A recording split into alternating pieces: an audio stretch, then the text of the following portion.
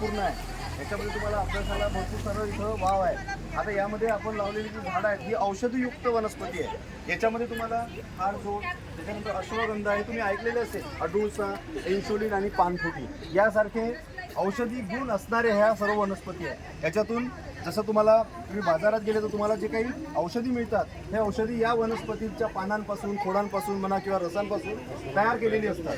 त्याचा उपयोग तुम्हाला जसं अश्वगंधा आहे ही तापावर चालत असते आहे की नाही, अडुळसा ही सुद्धा तापावर चालत असते.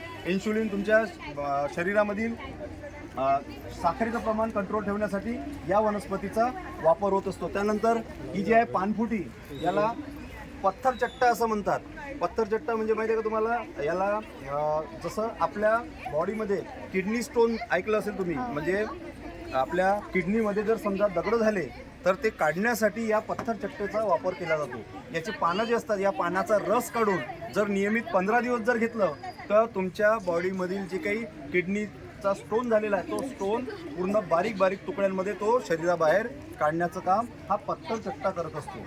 ही वनस्पती मादागास्कर या देशामध्ये मोठ्या प्रमाणात आढळते आणि ही अतिशय रसाळ आहे. म्हणजे याचा जर रस काढला तुम्ही तर मोठ्या प्रमाणात रस याच्यातून बाहेर निघत असतो. आणि याचा वापर डोकेदुखी, जर समजा तुमची डोकं जर दुखत असेल तर याचा रस जर 1 कप जर पिला तुम्ही तर तुमचं डोकं सुद्धा दुखणं बंद होतं. तर अशी ही औषधी बहुगुणी अशी ही पत्थरचट्टा, ज्याला पानफुटी असं म्हणतो आपण, तर ही वनस्पती सुद्धा आपल्या दैनंदिन जीवनात मोठी उपयोगी आहे. तर याचा वापर सुद्धा आपण आपल्या घरी किंवा कुंडीत जर लावला तर त्याचा उपयोग भरपूर तुम्हाला होणार आहे. तर अशा प्रकारे या वनस्पतींचा आज आपण माहिती बघितलेली आहे आणि या वनस्पती आपल्या घरी सुद्धा लावावी असं प्रत्येकाने आपण आपल्या घरी कुंडीत लावायला पाहिजे.